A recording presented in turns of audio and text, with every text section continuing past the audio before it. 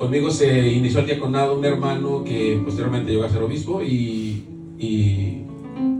cuando él me decía, en ese tiempo yo era estudiante, estaba a punto de graduarme de la universidad, y cuando estábamos él y yo afuera esperando que nos pasaran, él me decía: oye, ¿tú por qué quieres ser pastor?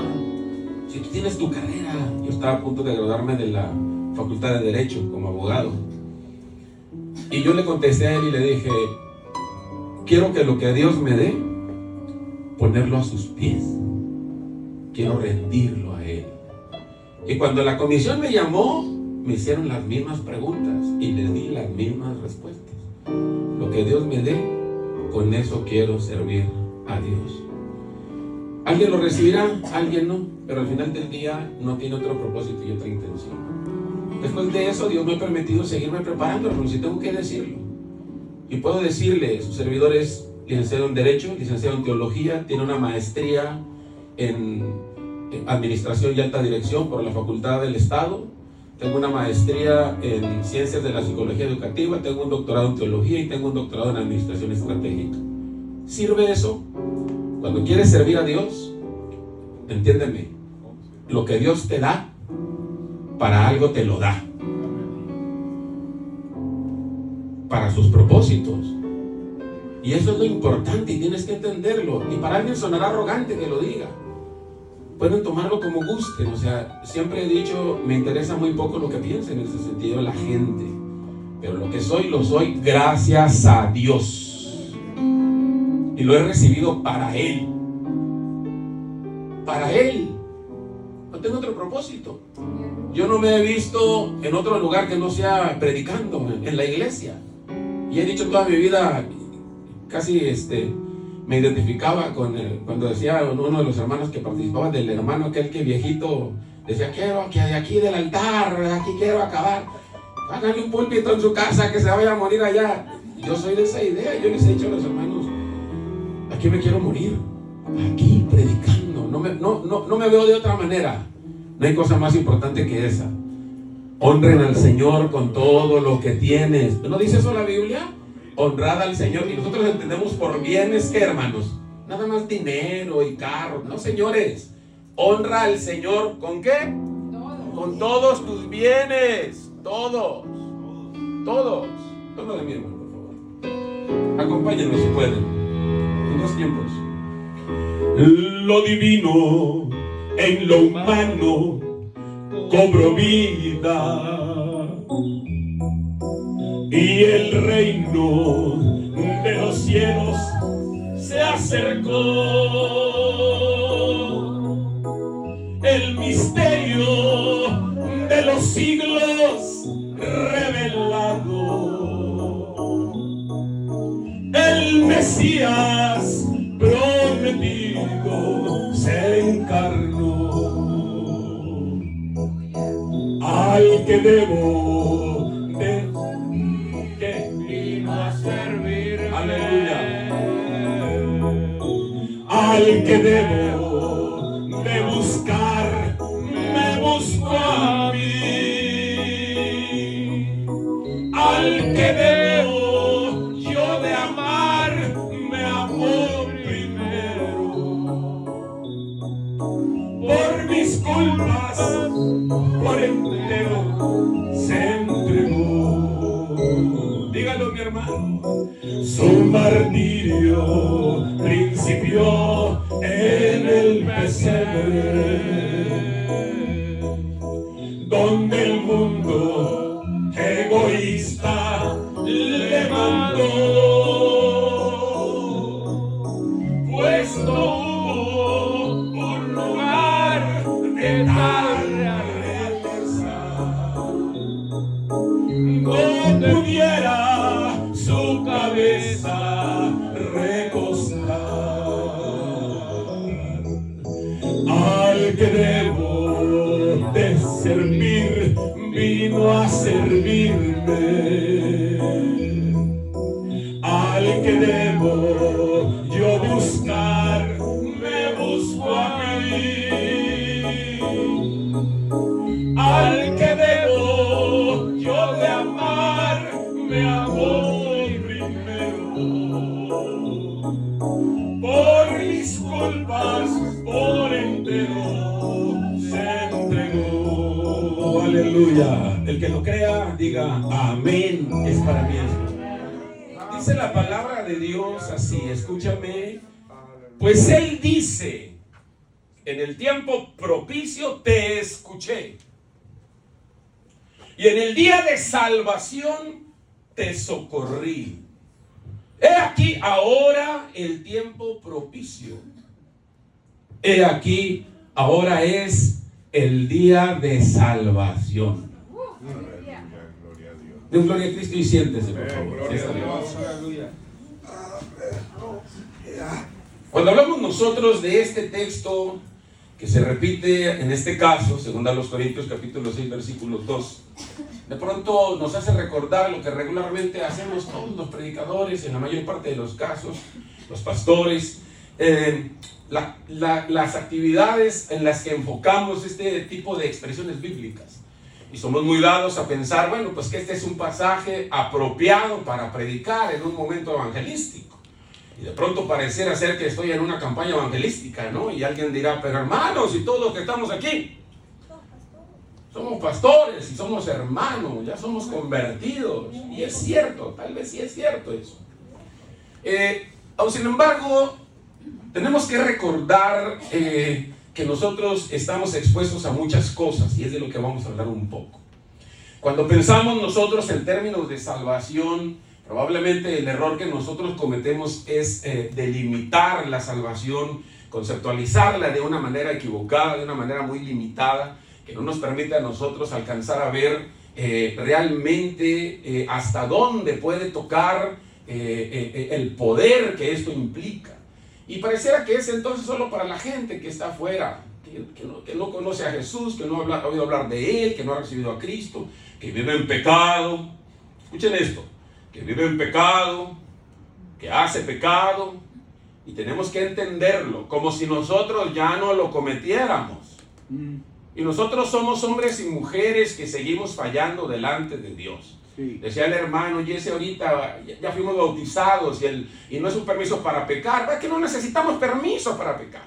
O sea, en realidad es parte de nuestra esencia, es parte de nuestra tendencia, es parte de nuestra, entre comillas, naturaleza, si tú quieres pensarlo así. Pero desde la perspectiva hebrea, la salvación no tiene que ver con un asunto de te perdono el pecado, se acabó. Ese es un concepto que finalmente ha sido acuñado a partir de que surge el llamado cristianismo al que tú y yo pertenecemos. Esa idea de salvación más etérea que otra cosa, más futurista, más escatológica, más que tiende a lo invisible, es algo que surgió mucho después. En la mentalidad del pueblo hebreo, la salvación tiene que ver con efectos o con un hacer de Dios que produce efectos inmediatos para circunstancias muy específicas y concretas. Un pueblo que está cautivo, un pueblo que está en guerra, un hombre y una mujer que viven en momentos de desesperación. O sea, la salvación tiene que ver básicamente con experiencias de liberación, que tiene efectos inmediatos para el aquí y el ahora. No tiene que ver con el asunto del futuro. Mira, entiéndeme, y perdón, me he detenido en muchas cosas porque Samuel y yo hablamos de eso. Me dijo, oye, mira, así está el asunto. Entonces, pero la verdad es que si tú me preguntas a mí en lo personal, yo no estoy esperando el cielo, hermano. En ningún momento estoy esperando el cielo. El cielo ya está aquí. El Señor lo trajo. ¿Acaso no trajo el reino de Dios? Y cuando se vino el reino de Dios con el Señor y lo vino y lo plantó o lo inició aquí entre nosotros, el Señor se trajo el reino y dejó el cielo. Ya no lo entendí. Porque lo que el Señor hace en realidad es bajar el cielo y ponerlo a nuestro alcance. No para vivirlo mañana ni en la eternidad. No para vivirlo a ver cuándo llega, esperar a que nos muramos y a que Cristo nos levante cuando Él venga y nos resucite. Bueno, y si el Señor no viene y si no nos resucita, ¿de qué nos vamos a perder? Y mucha gente vive a veces en esa actitud entristecida y derrotista, cabizbaja, hasta demacrada, ¿no? Contrario a lo que el Señor enseñaba cuando hablaba del ayuno, esperando a que venga la salvación y finalmente la pueda disfrutar una vez que el Señor aparezca en gloria, resucita a los muertos y arrebate a la iglesia porque se van a ir al cielo con Él. Y mientras acá vivimos el infierno. Bueno, entonces, yo no hay cielo aquí, porque el infierno sí lo vivimos, pero el cielo muchas veces no nos atrevemos. El cielo es para hoy. Y el hombre y la mujer que entiende eso y que tiene... A ver, ¿por qué el cielo sería importante para ti o para mí? Para el hombre y la mujer que creen en Jesús, el cielo sería importante por una sola razón. Una sola. Porque ese es el lugar donde está Cristo Jesús. ¿Y para qué quiero el cielo hallar? Si Cristo ya está aquí, en este lugar, en mi vida y en la tuya. No hace falta. Y entonces este es el momento en el que tú y yo estamos llamados a vivir la experiencia de la salvación de manera constante y permanente. Somos hombres y mujeres que necesitamos todavía que el Señor venga a salvarnos constantemente. Todo el tiempo hace falta que esto ocurra.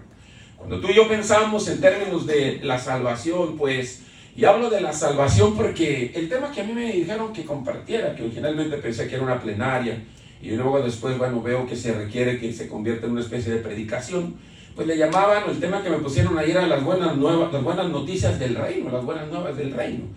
El evangelión parece ser que no solo lo necesita la gente de fuera, no, esa buena noticia la necesitamos también tú y yo. Y tal vez el reino viniendo y decir que está aquí en sí mismo es una buena noticia, pero esa buena noticia trae dentro de sí buenas noticias también, que acompañan a esa misma exposición. Y entonces, hablar nosotros de esa buena noticia nos invita a nosotros, y quiero compartir contigo algunas ideas.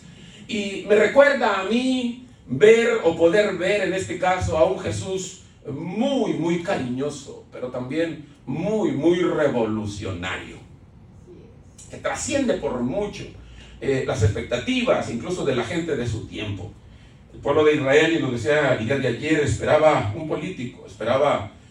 Y siguen esperando un gobernante que tenga ese peso y ese poder como para convocar, para poder poner las cosas en su lugar y de alguna manera convertir a Israel. Todavía sueñan y tienen esa idea imperialista, Es normal, al final del día es lo que ocurre, ¿no? Si vemos a los países del primer mundo, la actitud de ellos es, desde el mayor hasta el menor, una actitud sumamente imperialista, también consumista y degradante en muchos de los sentidos. Hay muchas cosas que para mí, desde mi perspectiva, aunque hablamos de reino en muchos sentidos, hay muchas cosas que estamos dejando fuera. No hemos hablando del reino, a propósito del reino, no hemos hablado de nuestra responsabilidad frente a la naturaleza. No hemos hablado de nuestra responsabilidad frente a los seres vivos que nos acompañan. En la mentalidad hebrea, el hombre y a ti y a mí nos han enseñado mal. Y hay una infinidad de cosas que están mal. Es que la Biblia dice que el Señor le dijo al hombre señorear, hizo juzgada a la tierra y a la naturaleza. No, señores, el lenguaje hebreo no pone al hombre en esa condición. El lenguaje hebreo pone al hombre como un habitante más de la naturaleza. Es un miembro más de la naturaleza. Un nabí, que es propio de aquellos hombres que en su momento en la Biblia hebrea se traducen como hombres que se acercan a Dios y sirven a Dios. Son hombres que no mataban un animal a menos que fuera estrictamente necesario para comerlo. Y cuando lo hacían honrando al animal que se comía, dándole gracias porque existía para estar ahí. Tú dirás, ¿por qué dice todo eso? Porque es parte del reino y no lo entendemos. ¿Y qué con el asunto del cuidado del agua? ¿Y qué con el asunto del cuidado del planeta para no tirar basura? ¿Y qué con el asunto, de pronto tú dices, ya están entrando otras cosas? Es que ese es el reino de Dios.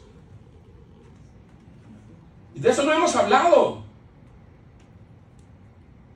Y de eso no hemos hablado. Por esa razón, un servidor hace años que no come carne. Y tú dirás, pero ¿cómo? No. Los mismos judíos en la actualidad, yo creo que muchos de ustedes lo saben, consumen lo que ellos llaman alimentos kosher. Y cuando se habla de carne es porque esa carne tuvo un tratamiento muy especial. Los animalitos tuvieron un tratamiento muy especial, no solo en cuanto a su preparación de la carne, sino en cuanto a la vida que les dieron y al trato que recibieron. No entendemos eso, hermano, no entendemos eso, pero la verdad es que, entiendan, estamos muy rezagados en cuanto a todas las cosas que tú y yo tenemos que comprender. El cariño del Señor Jesús es revolucionario, realmente es revolucionario.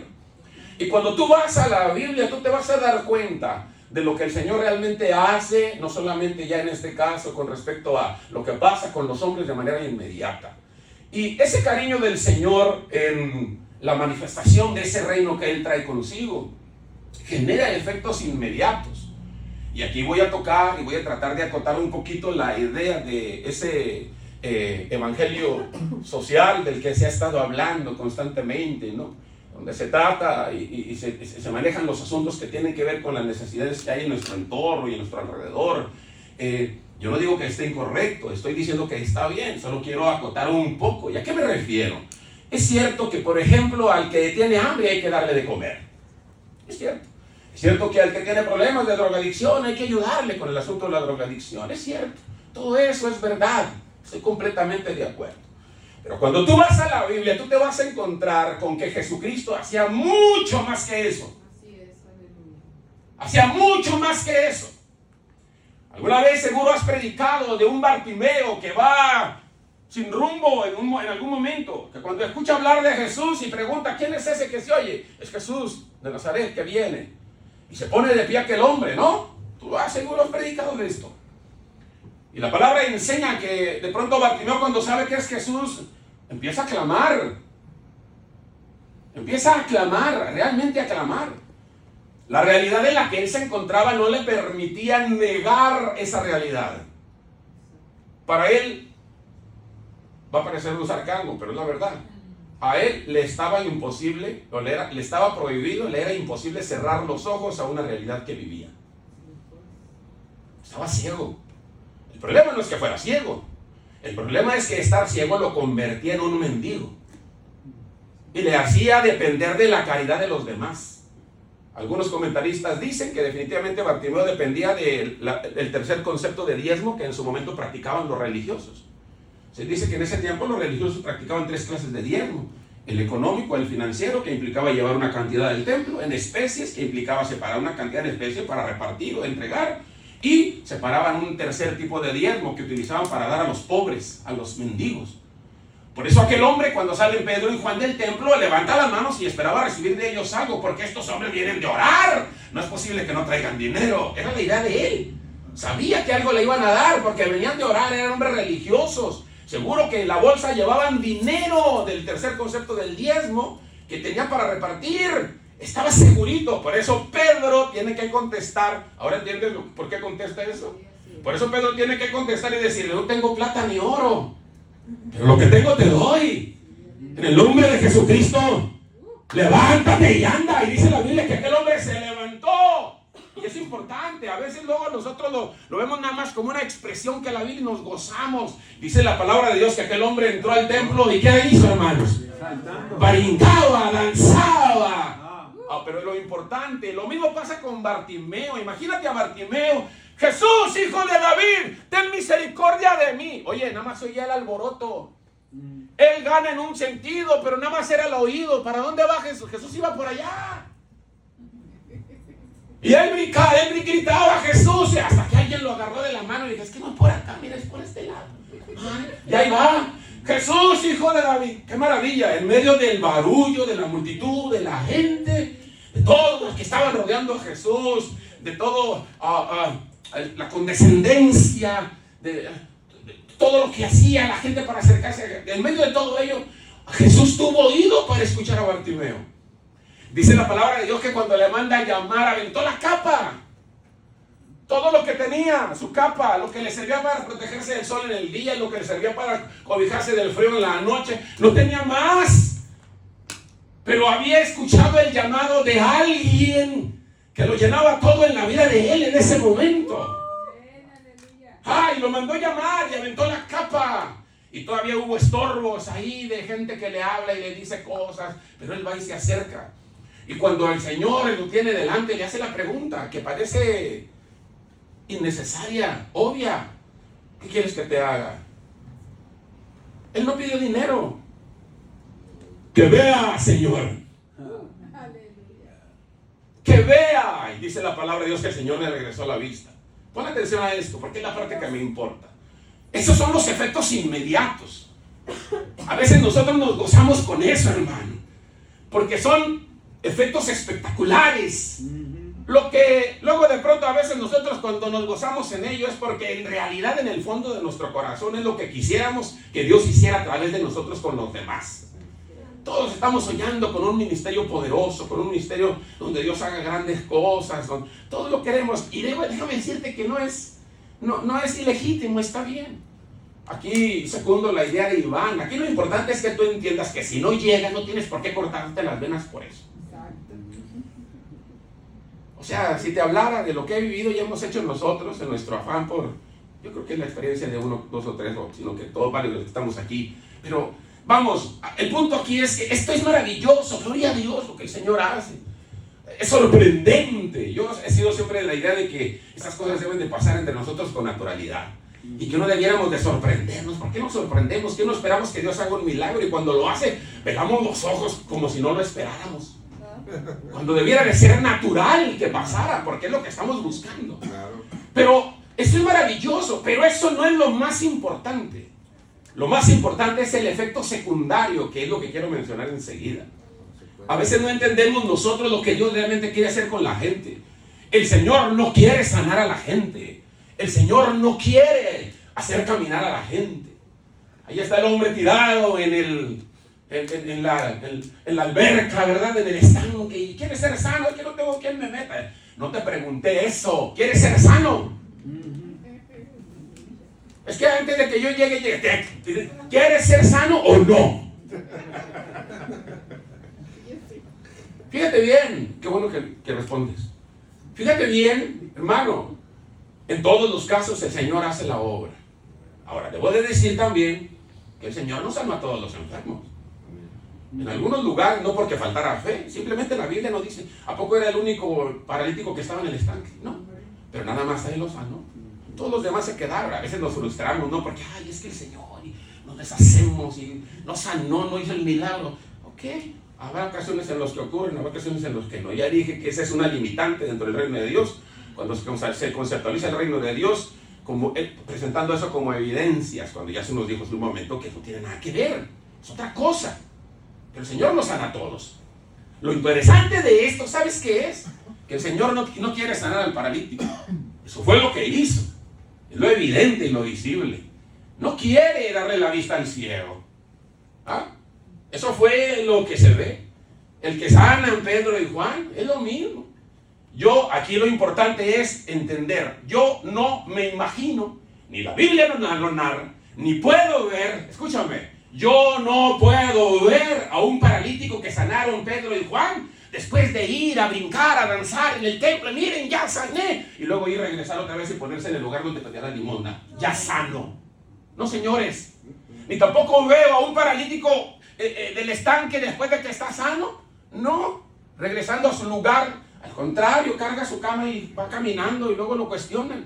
No veo a un Bartimeo aventando la capa y luego después de que el Señor le regresa la vista, volviendo a recoger la capa y dice, bueno, ya miro, ahora sí le sigo donde estaba. ¡No!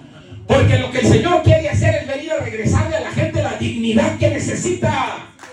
Que no dependa de la limosna que les dan los demás. Son hombres que ahora aprenden a valerse por sí mismos. A veces a nosotros se nos olvida eso. Y yo no digo que sea malo ayudar a los que no tienen, darles, apoyarlos. Tenemos que aprender a ser responsables también nosotros. Porque luego a veces nosotros condicionamos a la gente, la mentalizamos de tal manera que le enseñamos a ser dependientes de esas cosas.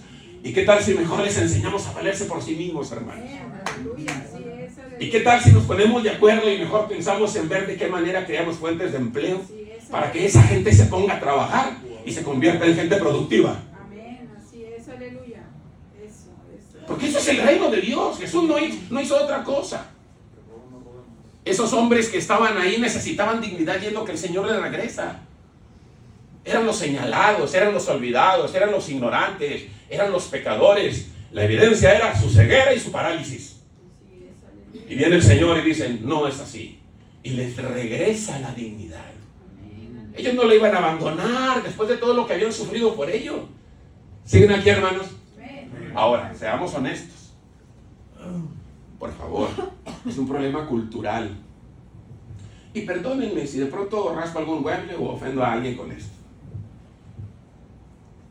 Pero en buena medida, los gobiernos tienen culpa de cómo es la gente. Regalando dinero, no supervisando. no aplicando principios meritocráticos, solamente con un propósito de clientelismo electoral.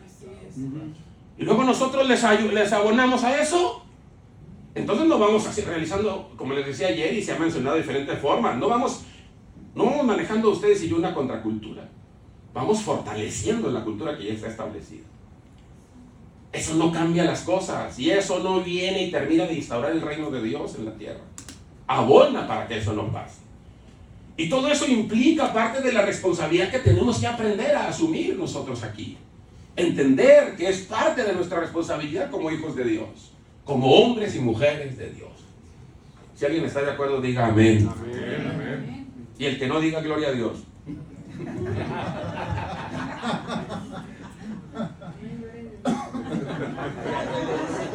O sea que está de acuerdo a medias. 50 y 50. Aleluya. Pueden darle palmas al Rey, hermano. Y te eres salvo, que sigues aquí. Aleluya. A ver, ¿quién dice amén a esto? Este lugar es un lugar muy especial en este momento. Aleluya. Este lugar. ¿Ah? Hablemos un poco de eso. El propósito del lugar temporal. Este es un lugar que de pronto sirve, como pasa con muchos lugares, sirve para muchas cosas. Y siempre hablamos nosotros de que de alguna forma hoy lo resignamos este lugar. Estamos resignándolo. La palabra resignar en su etimología básicamente significa es resignificar. Estamos resignificando este lugar. Es un lugar que hoy en este momento, en este tiempo, en estas horas que hemos estado aquí, bueno, se ha convertido ahora sí que en casa de Dios y puerta del cielo, en lenguaje muy coloquial, cristiano. Pero tengo que decirlo, y tengo que decirlo para todos los que estamos aquí. Miren, si cuando yo pensaba en, a ver, voy a hablar de esto, no hablaré, yo dije, bueno, lo haré o no lo haré, lo voy a hacer. Yo creo que el Señor tiene a alguien que necesita oír lo que voy a decir aquí. Y por eso lo voy a decir, la verdad. Por eso lo voy a decir, igual que al cabo ya nos vamos. Unos más tarde que otros, pero ya nos vamos. Aleluya. Déjate grabo tremendo. Este es un lugar, díganme amén, hermanos, de sanidad. Este lugar es un lugar de sanidad. ¿O no? Este es un lugar de sanidad. Este es un lugar de liberación. Este es un lugar de salvación. Escucha esto. Este es un lugar de tiempos concluidos. Este es un momento que debemos de convertir en un momento de tiempos concluidos. Y algunos de los que estamos aquí probablemente lo necesitemos más que otros. Nosotros los seres humanos desde la perspectiva psicológica tenemos una gran habilidad. Y es la habilidad, los psicólogos le llaman áreas oscuras. De que todas aquellas cosas que a nosotros de alguna manera nos afectan y nos dañan, para poder nosotros sentirnos sanos, las guardamos en ciertas áreas oscuras de nuestro cerebro, que tienen una ubicación específica. Y de la misma manera que esto, hay partes de nuestro cerebro que tienen un propósito, el propósito de llevarnos a vivir o tratar de vivir en una actitud de felicidad constante lo más que se pueda. El tallo cerebral, que se ubica en la parte baja del cerebro, es una de las partes más primitivas. De hecho se dice que nosotros tenemos 3 cerebros y a eso se le conoce como el cerebro más primitivo, ¿sí? El cerebro reptiliano. Y esa parte de nuestro cerebro regularmente nos invita a nosotros siempre, y muchas de nuestras actitudes se pueden explicar en función del conocimiento de esa parte de nuestro cerebro, nos llevan siempre a tratar de estar contentos y felices. Y ayuda para que todas estas cosas que tú y yo de pronto han venido o hemos vivido se guarden en esas áreas oscuras y no salgan. Y ahí se quedan. Y se resguardan. Es como meterlos en una caja fuerte, ponerle llave o ponerle combinación y agarrar la llave y lanzarla lo más lejos que podamos para que nunca más se vuelva a escuchar o saber de eso. Pero de alguna manera se manifiesta. Nuestro subconsciente y nuestro inconsciente nos hacen realizar cosas de las que nosotros no nos damos cuenta. Los 4 elementos de los que nos hablaba Efraín, el saber, el no saber que no sabe, el no saber que sabe, saber que sabe, saber o no saber que sabe, finalmente tiene que ver con esos niveles de conciencia en los que nosotros nos movemos. Y actuamos muchas veces haciendo cosas que a veces no nos damos cuenta por qué, pero eso responde, nos sentimos de una forma que no sabemos por qué, pensamos de una forma que no sabemos por qué, y al final del día eso responde a todo eso que está guardado ahí, que muchas veces no queremos sacar. Y para ello hace falta una introspección y una retrospección, voy a decirlo en palabras simples, vernos hacia adentro, vernos hacia atrás y poder confrontarnos a nosotros mismos y reconocer que ahí hay un problema que no hemos terminado de arreglar. Y podemos venir y gozarnos y sentirnos felices y derramar lágrimas y el que el Señor nos tocó. Pero ¿sabes una cosa? Eso no necesariamente significa que ya sané. Porque para sanar definitivamente vas a necesitar pasar por un proceso de duelo. Donde vas a tener que vivir una experiencia de negación, de resistencia, una experiencia de dolor, una experiencia, o sea, es todo un proceso que vas a tener que atravesar necesariamente. Nosotros confiamos en el poder de Dios, yo no estoy negando eso. Finalmente el Señor trabaja, pero te digo una cosa, en algunos Dios es así y nosotros somos así. En algunos es muy fácil y en algunos es muy complicado. Yo no sé cuál sea el caso tuyo, por eso dije que tenía que decirlo. Pero hoy estamos aquí con ese propósito y que yo quiero cerrar con eso. Al final del día el tema tiene que ver con eso, las buenas nuevas del reino. Y la buena nueva es, no tienes por qué, ahora sí que resignarte, entendiendo la palabra de la manera equivocada que estamos acostumbrados a vivir con eso de manera permanente o toda tu vida. No tienes por qué. ¿De qué te estás perdiendo? ¿Qué se está quedando en el camino? Porque no te atreves a reconocer esa parte. Porque no te atreves a redescubrirla y a trabajarla de tal manera que el Señor termine de hacer lo que quiere hacer. Ahora bien, la última idea tiene que ver precisamente con entender que tenemos que concluir ciclos. Tenemos que concluir ciclos. ¿Siguen aquí, hermanos? ¿Recuerdan a Esther? ¿Recuerdan todo lo que pasa a Esther y Mardoqueo? Todo lo que ocurre con ella, la humillación a que ella es sometida, la manera en la que ella vive la experiencia, cómo se ve amenazada junto con su pueblo y es lo que ella manifiesta. Cómo hay, yo espero que conecten, cómo hay conspiraciones entre todos los que ejercen el poder, o específicamente uno de ellos. Finalmente es suficiente porque es el que puede mover todos los hilos. Y Amán de alguna manera tiene en la mira a Esther y a Mardoqueo. Y exige reverencia. Exige reverencia. Él exige veneración, reconocimiento. Que los hombres que lo ven cuando pasa, se inclinen.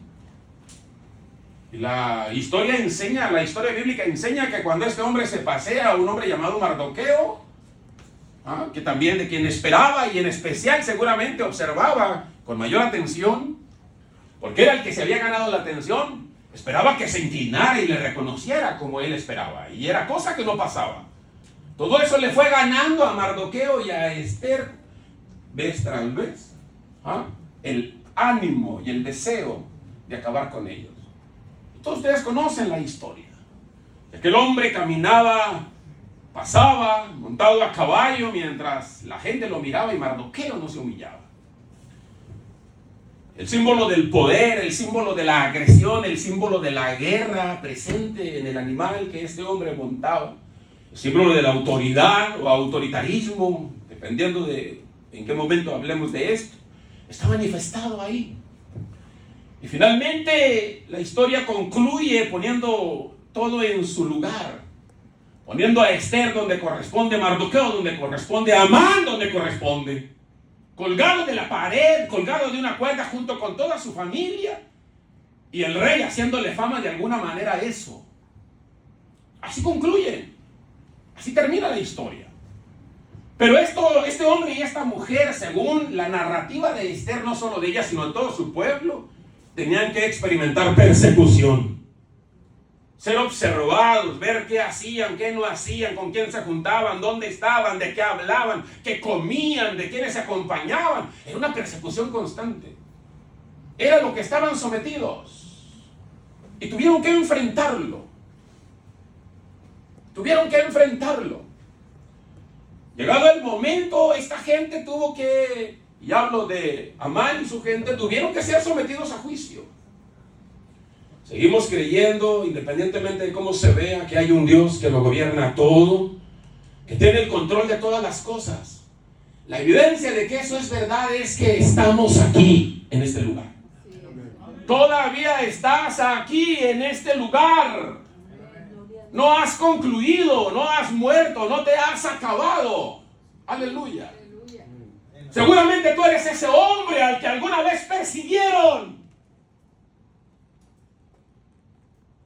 Seguramente tú eres esa mujer a la que alguna vez persiguieron. Tal vez es ese hombre, esa mujer contra quien conspiraron en algún instante, contra quien se escucharon palabras de sentencia, a quien le hicieron un juicio sumario y de alguna manera, de forma rápida intentaron exterminar y acabar contigo. Se pasearon en caballo delante de ti.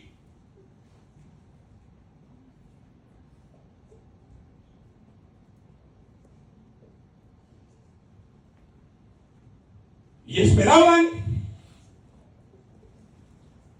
que te doblaras. Aleluya. Gloria a Dios. Gracias, Señor.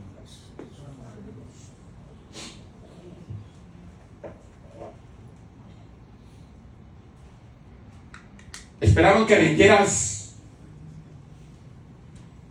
caravana.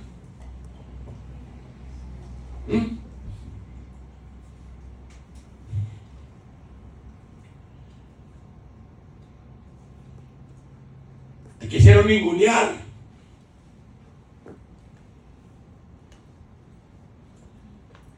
Te quisieron humillar.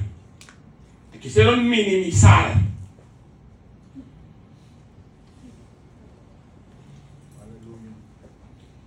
Te quisieron hacer sentir todo el peso de su poder.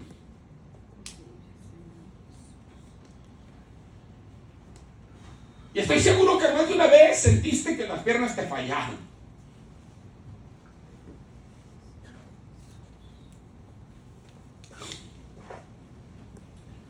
Tuviste que aprender a mantenerte de pie, a mantenerte firme, sin saber cómo conseguirlo. Es muy probable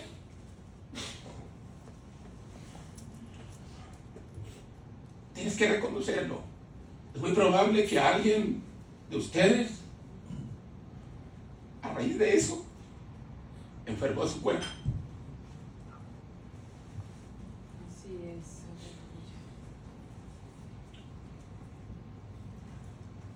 Y no lo olvidan.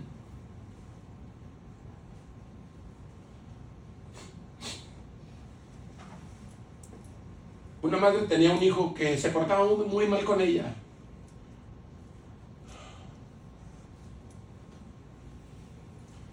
Y la madre hablaba con el hijo y le decía: hijo, me vas a matar.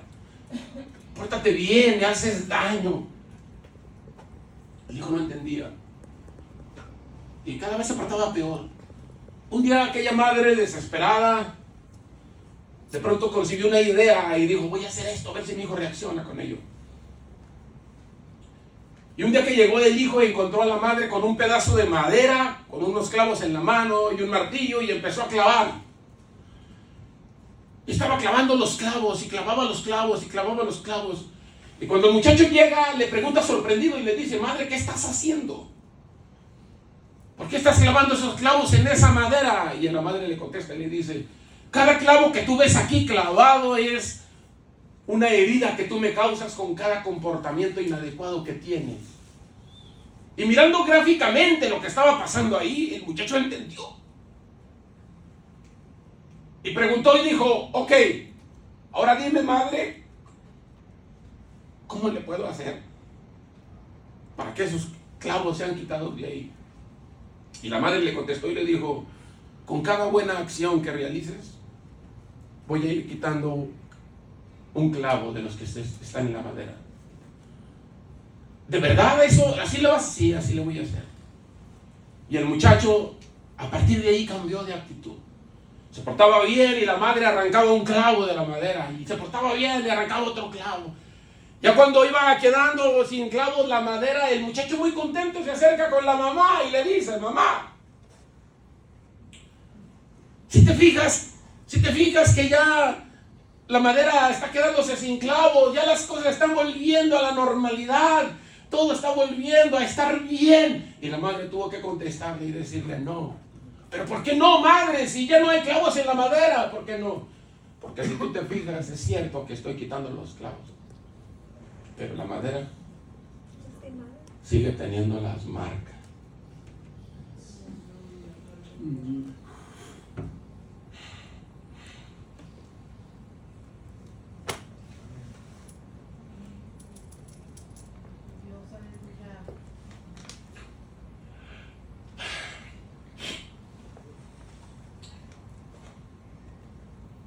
Hay un concepto en la psicología que se conoce como transferencia.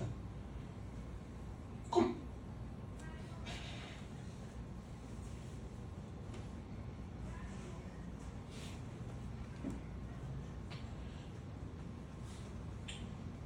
¿Cómo podemos orar por la gente que trae heridas, que trae dolores, que sufre? ¿Cómo le hacemos, hermanos? ¿Cómo le hacemos?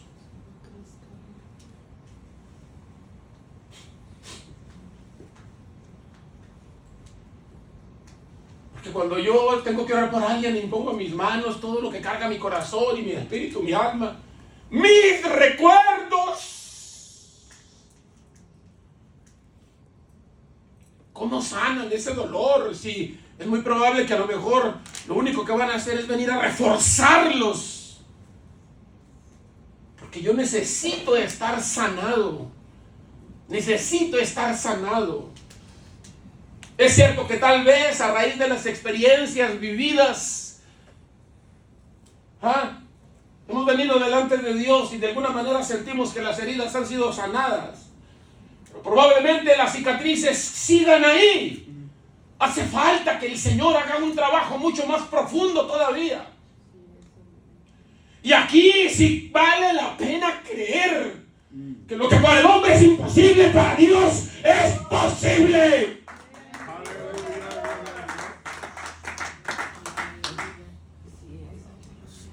Es posible.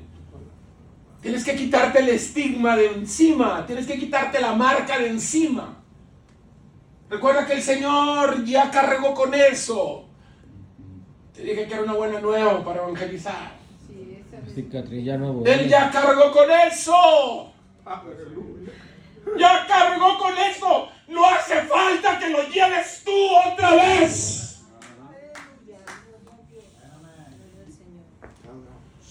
Cada latigazo cargó la enfermedad. Cada herida la suya. Todo lo que Él llevó, lo llevó para que no lo lleves tú. Su soledad implica que no te sientas solo. Su abandono implica que no te sientas abandonado. Sus heridas implica que tú estés sanado de cualquier herida. Sus cicatrices implica que tú no las tengas.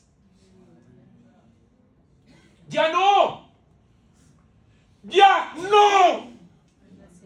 Es tiempo de que alguien se levante con honestidad y venga delante de Dios a la manera de Bartimeo y le grite al Señor: ¡ya no! ¡No más! ¡No más! Te vas a acabar más rápido. Esas son cargas que no son tuyas. No te corresponden a ti. Ese no es tu lugar.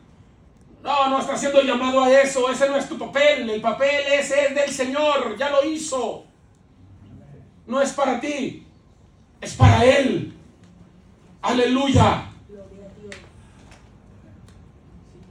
Ahora es tiempo de que seas tú el que andes en caballo.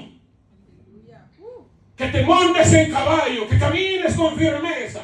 Que realmente tomes autoridad y que te conviertas en el hombre y la mujer que Dios quiere usar Entiende bien, a veces no entendemos los conceptos. La autoridad en su etimología significa el que tiene la capacidad de hacer crecer, de hacer fructificar, de hacer abundar. Eso es autoridad. No como la hemos mal concebido. Por eso hay muchos hombres y mujeres que no tienen autoridad en ningún sentido. Y tú y yo queremos tenerla y queremos ejercerla. ¿O no, hermanos? Queremos tenerla y queremos ejercerla. Alguien diga, yo quiero eso. Aleluya. Porque este es el día, este es el momento, este es el lugar. Hoy es el día de salvación. Gloria al Señor, aleluya. Son tiempos de gloria, hermano. Son tiempos de gloria. Por favor. Son tiempos de gloria. Eso es parte del reino. Son tiempos de gloria. Concluyo. ¿Quién de ustedes es lo suficientemente valiente? ¿Quién de ustedes es lo suficientemente honesto? ¿Sí? Yo no digo que todo el mundo necesite eso, pero es un ejercicio de honestidad, es un ejercicio de análisis, es un ejercicio de reflexión. Creo que en algunos casos no va a ser muy complicado darse cuenta, en otros un poco más, tal vez. Como también habrá quienes puedan revisarse y decir, estoy bien, pastor, yo estoy bien. Te voy a decir una cosa. Se supone que ese es uno de los principios del grupo. Acompañar. ¿Y qué tal, hermanos, si los que concienzudamente pueden darse cuenta que están bien, que están sanos, que lo han superado, que han cerrado el ciclo y han dicho, se acabó, que han dado vuelta a la página, estoy en otro momento de mi vida, que han sido capaces de perdonar? O sea, el perdón es ciertamente regalar la deuda. Eso es el perdón, no es otra cosa. Regalar la deuda. Te regalo la deuda. Pero no necesariamente significa tener que vivir con aquel al que le regalé la deuda. Habla, Señor. ¿Quién es tan honesto concienzudamente como para poder venir y decir, yo necesito terminar de arreglar mi pasado, mis recuerdos, Amén, aleluya. liberarme, soltar y dejar ir? ¿Quién? ¿Qué quiere hacerlo, hermano? Que quiere venir acá al frente y vamos a darle propósito a este lugar y a este momento. Y voy a decir, ahorita va a ver por qué, porque luego, pongan atención, es muy en serio. Yo no espero que todos vengan a eso, porque luego entonces yo necesito que si alguien dice, yo estoy sano, hermano, yo estoy bien, ese que está sano, yo necesito que venga y me ayude a ministrar y acompañe a los demás. ¿Quién quiere recibir? Pregunto primero, ¿quién quiere recibir? Amén. ¿Quién quiere recibir? Amén. Le invito a pasar. Si hay alguien, le invito a pasar. Amén. Con sencillez. Ahora sí que con humildad. Entendamos la palabra humildad. A veces resulta una palabra confusa que parece que entendemos todos y no sabemos. El significado de la palabra humildad es tener la capacidad de reconocer nuestros límites.